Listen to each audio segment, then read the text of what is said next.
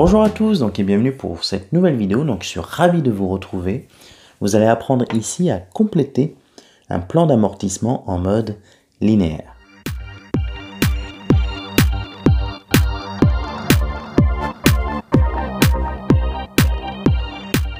Alors bien sûr, le PCG, le plan comptable général, définit ce qu'on appelle une immobilisation amortissable. C'est-à-dire que pour lui, une immobilisation amortissable, c'est une immobilisation dont l'utilisation par l'entreprise est déterminable. Alors qu'est-ce que veut dire déterminable? Tout simplement, il faut que l'usage attendu soit limité dans le temps, du fait notamment, soit de son usure physique, par l'usage ou par le passage du temps, l'obsolescence, c'est-à-dire qu'en gros, il faut que l'évolution technologique fasse que votre immobilisation finalement n'ait plus de valeur au bout d'un certain temps, ou enfin, bien sûr, certaines règles juridiques, c'est-à-dire des lois ou des contrats, font que votre immobilisation a une durée de vie. Donc comprenez tout simplement qu'on ne peut amortir une immobilisation à partir du moment où elle a une durée de vie.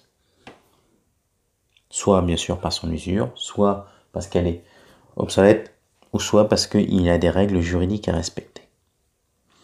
Alors bien sûr, le PCG fixe aussi la définition de l'amortissement. Alors la définition de l'amortissement est simple, c'est la répartition systématique de son montant amortissable, donc c'est-à-dire son coût d'acquisition, ce qu'on appellera la base amortissable, en fonction de son utilisation. Alors, on verra qu'il y a deux types d'utilisation. On a soit l'utilisation dans le temps, qu'on appelle le mode linéaire, ou soit une utilisation en fonction de l'utilisation réelle, c'est-à-dire en fonction donc d'unité d'œuvre. Alors, cette vidéo va être consacrée entièrement au mode linéaire. Si vous voulez connaître la méthode de l'unité d'œuvre, donc il faut savoir qu'une nouvelle vidéo va bientôt arriver. Donc, ça sera la vidéo numéro 21 sur l'unité d'œuvre. Donc, pour l'instant, restons sur le linéaire.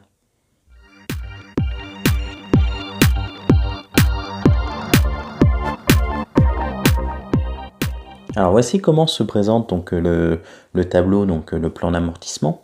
Il se présente en deux grandes parties. Vous avez tout en haut l'en-tête, où on a les informations concernant l'immobilisation, donc ça concerne son nom, son coût d'acquisition, donc c'est-à-dire le coût qu'on a mis dans le compte de classe 2 lorsqu'on a enregistré l'acquisition de cette immobilisation. On a la durée d'amortissement, on a la date de mise en service, on a le taux d'amortissement et le mode d'amortissement. Alors il faut savoir que quand on est en amortissement linéaire, c'est la date de mise en service qui compte. C'est-à-dire que vous pouvez par exemple acheter votre immobilisation aujourd'hui, mais tant qu'elle n'est pas mise en service, on ne peut pas l'amortir. Dans la deuxième grande partie donc, de ce plan d'amortissement, nous avons donc le tableau où on fera tous les calculs, notamment donc on mettra dans une première colonne l'exercice.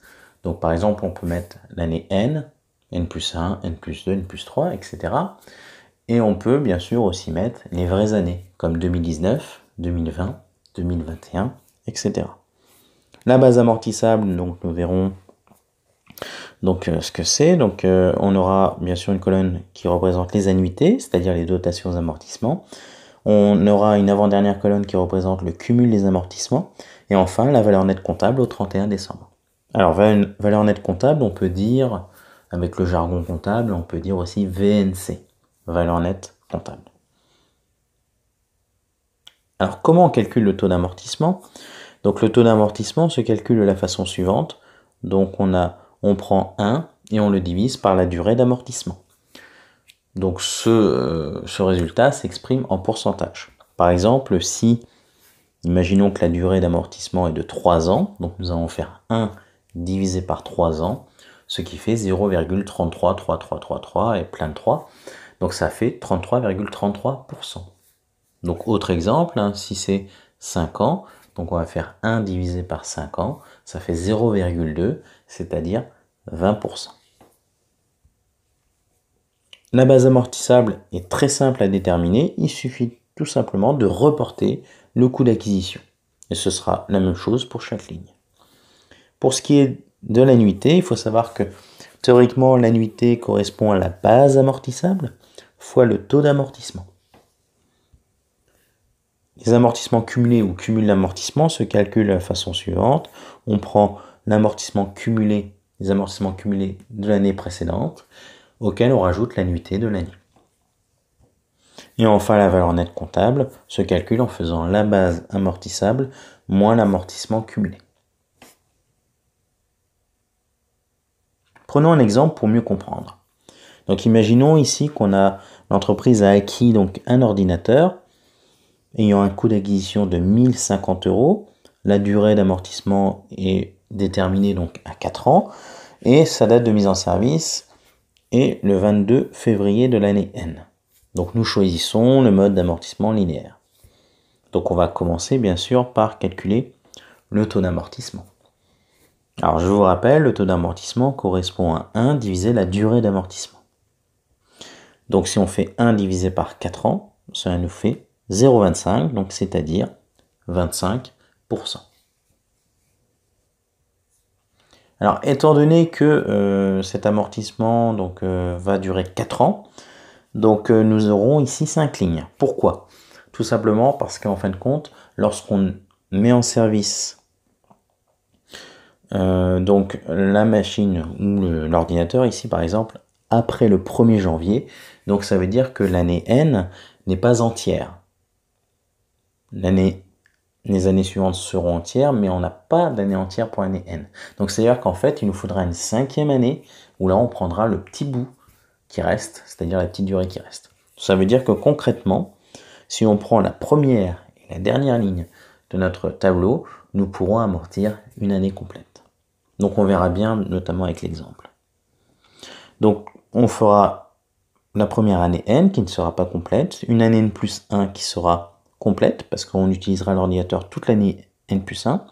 Nous utiliserons aussi l'année N plus 2, donc l'ordinateur.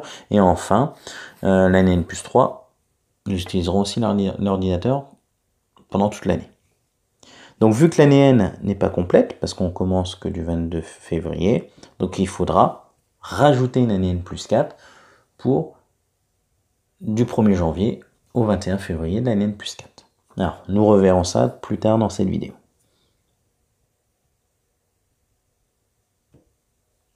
Donc, commençons à calculer l'année N. La base amortissable, donc je vous rappelle que c'est le coût d'acquisition. Donc, le coût d'acquisition, vous l'avez en haut du tableau, en violet, donc ça correspond à 1050 €. Alors, pour cette première annuité d'amortissement, donc je vous ai dit tout à l'heure que nous n'avons pas une année complète. C'est-à-dire que nous avons acquis et mis en service cet ordinateur le 22 février.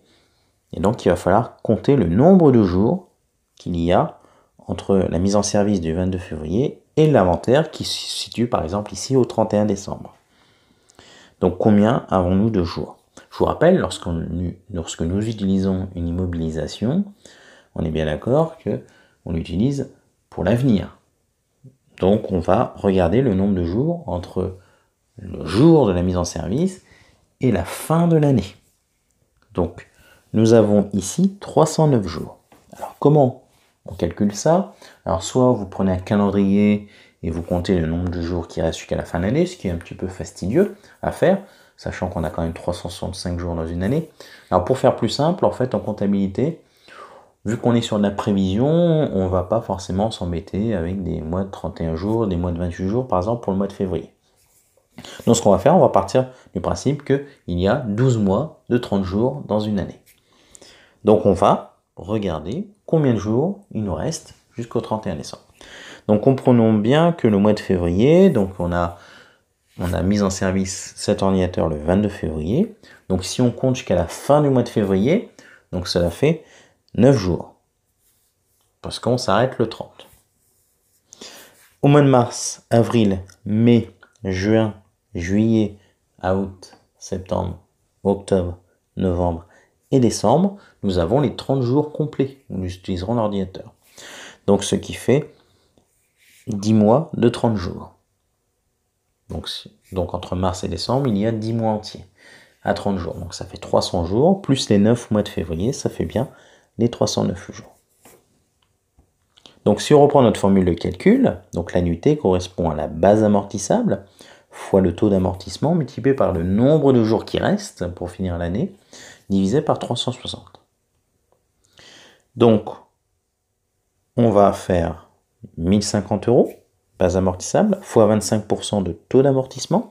Et vu qu'on a utilisé cet ordinateur seulement 309 jours sur les 360, donc on va faire fois 309 divisé par 360, ce qui nous fait 225,31 euros.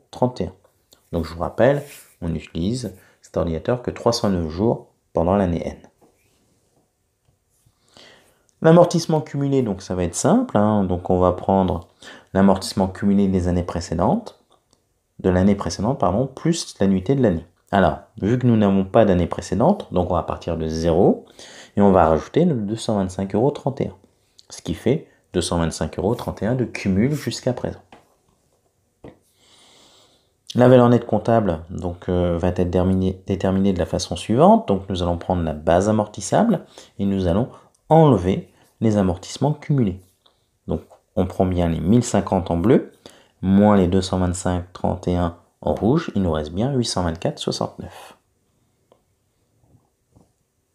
Voilà, donc nous avons terminé cette première année. Nous allons pouvoir passer maintenant à la deuxième ligne. Vous allez voir, elle est beaucoup plus simple cette deuxième ligne. La base amortissable, c'est toujours la même chose. On reprend le coût d'acquisition, donc ici 1050, donc on peut le reprendre dans l'entête là-haut, ou alors on reporte la même base amortissable que l'année précédente. Donc pour ce qui est de l'annuité d'amortissement, donc là c'est très très simple, nous allons appliquer la formule classique, donc c'est-à-dire on prend la base amortissable fois le taux d'amortissement, donc ce qui fait les 1050 fois les 25%. Donc ça fait 262,50 euros. Pour le cumul, donc là, on va faire la formule. On prend l'amortissement cumulé de l'année précédente, plus l'annuité de l'année. Donc ça veut dire qu'on va prendre les 225,31 euros de l'année précédente, et on va rajouter les 262,50 euros de cette année. Donc ça fait 487,81 euros. Maintenant, pour la valeur nette comptable, donc là, on va prendre la formule de calcul, base amortissable, moins amortissement cumulé. C'est toujours la même chose. Donc on prend les 1050, on enlève les 487,81 euros, il nous reste 562,19 euros. Donc maintenant que notre année N+1 est terminée, on va pouvoir passer à l'année N+2. Base amortissable, c'est toujours la même chose. On prend le coût d'acquisition 1050. Pour l'annuité d'amortissement, c'est la même chose que l'année précédente parce qu'on utilise l'ordinateur toute une année. Donc ça veut dire qu'on va faire la base amortissable fois le taux d'amortissement. Donc 1050 fois 25%. Ça nous fait bien 262,50 euros. Pour les amortissements cumulés, donc on prend bien l'amortissement cumulé de l'année précédente plus l'annuité de l'année. Donc ce qui nous fait 487,81 euros cumulé de l'année dernière, plus 262,50 euros de l'année. Donc ce qui fait 750,31 euros. Maintenant pour la valeur nette comptable, donc on va essayer de voir donc combien il nous reste. Alors, si on prend la base amortissable et qu'on enlève les amortissements cumulés, il nous restera 299,96 euros. On fait les 1050 en bleu, donc c'est-à-dire la base amortissable, moins l'amortissement cumulé de 750,31 euros. Nous venons de terminer la troisième année. Donc on va faire l'année N+3. Donc la base amortissable, je pense que vous l'aurez enfin compris, c'est la même chose que les années précédentes. Donc on prend toujours le coût d'acquisition, 1050. Pour la dotation aux amortissements, on est toujours sur une année complète. Donc c'est-à-dire base amortissable fois le taux. Donc 1050 fois 25%, ça fait 262,50 euros. Pour le cumul d'amortissement, c'est toujours simple. On va prendre le cumul précédent plus l'annuité. Donc c'est-à-dire qu'on va prendre les 750,31 euros en bleu, plus les 262,50 euros en rouge, ce qui nous fait 1012,81 euros. La valeur nette comptable, c'est toujours la même chose. Donc, c'est-à-dire qu'on va prendre la base amortissable à 1050 moins l'amortissement cumulé, c'est-à-dire 1012,81 €. Il nous reste 37,19 €.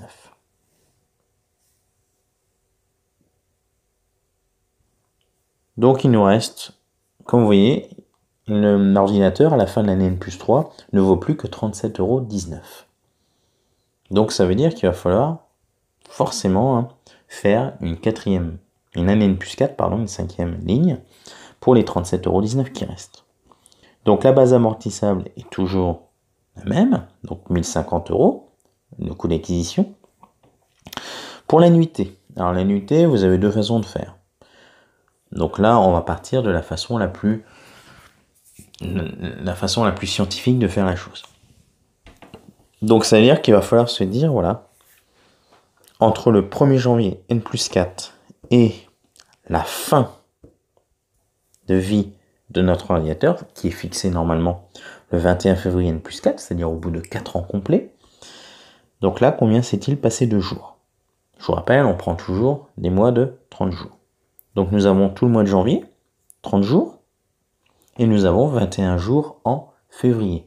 Donc 30 jours janvier plus 21 jours février, nous avons bien 51 jours. Donc nous allons appliquer la formule de calcul, la base amortissable fois le taux d'amortissement, multiplié par le nombre de jours qui nous reste, divisé par 360.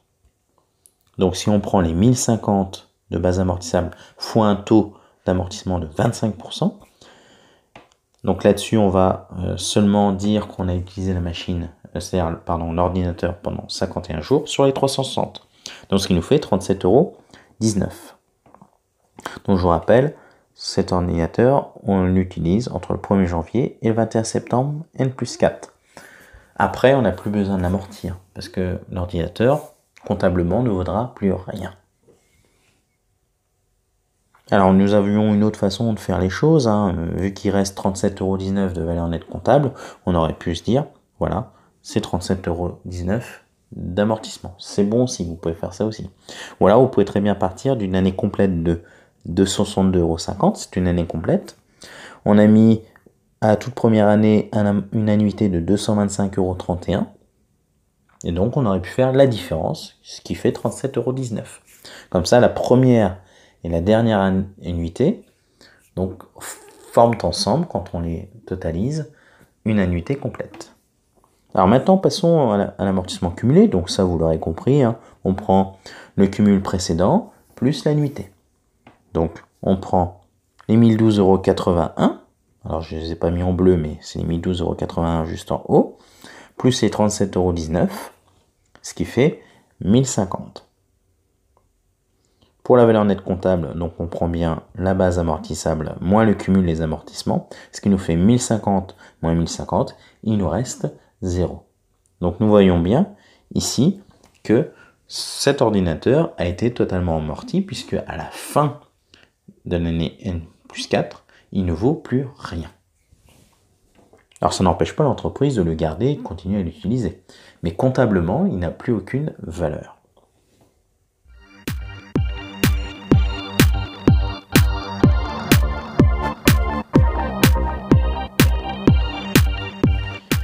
Alors, pour faire le contrôle, il faut bien comprendre une chose.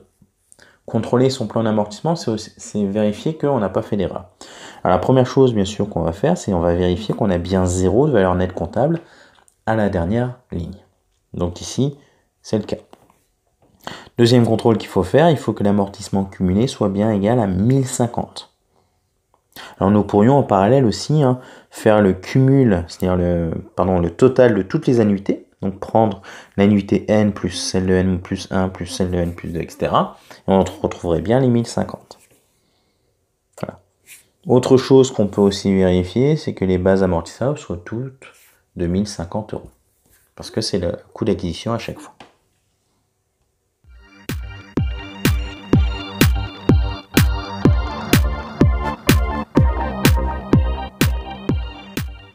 Alors, ce qu'il faut retenir, c'est que premièrement, le taux d'amortissement est égal à 1 divisé par la durée d'amortissement en année. Donc là, on obtient un résultat que l'on va traduire en pourcentage. La base amortissable est toujours égale au coût d'acquisition, quelles que soient les lignes. L'annuité d'amortissement, donc une annuité complète correspond à la base amortissable fois le taux d'amortissement. Si nous mettons en service l'immobilisation au cours de l'année, donc il faut que la première année, n'est pas complète, donc on va calculer une première annuité en faisant la base amortissable fois le taux d'amortissement, donc une annuité complète, mais on va la proratiser en fonction du temps, ce qu'on appelle le prorata temporis. Donc on va multiplier par le nombre de jours entre la mise en service et le 31 décembre, et on va diviser par les 360 jours. Forcément, on a une dernière annuité d'amortissement, on va faire donc pareil, la base amortissable fois le taux d'amortissement, c'est-à-dire une annuité complète, mais là on va prendre les jours que l'on a entre le 1er janvier et la fin de vie de l'immobilisation. Et on va diviser par 360. Logiquement, quand vous cumulez la première et la dernière annuité, que vous les totalisez, vous arriverez à une annuité complète. Autre façon aussi de calculer la dernière annuité d'amortissement, on prend une annuité complète, on enlève la première annuité, voilà ce qui nous reste. Ou alors on peut prendre la dernière VNC. Et enfin, le cumul d'amortissement, on va prendre l'amortissement cumulé de l'année précédente, plus l'annuité de fin d'année. Valeur nette comptable, donc là tout simplement c'est la valeur finale de l'année. Donc là on va prendre toujours la base amortissable moins le cumul d'amortissement. Voilà, donc j'espère que cette très très longue vidéo vous aura plu et qu'elle vous aura permis de mieux comprendre ou de découvrir donc, ce qu'on appelle le plan d'amortissement.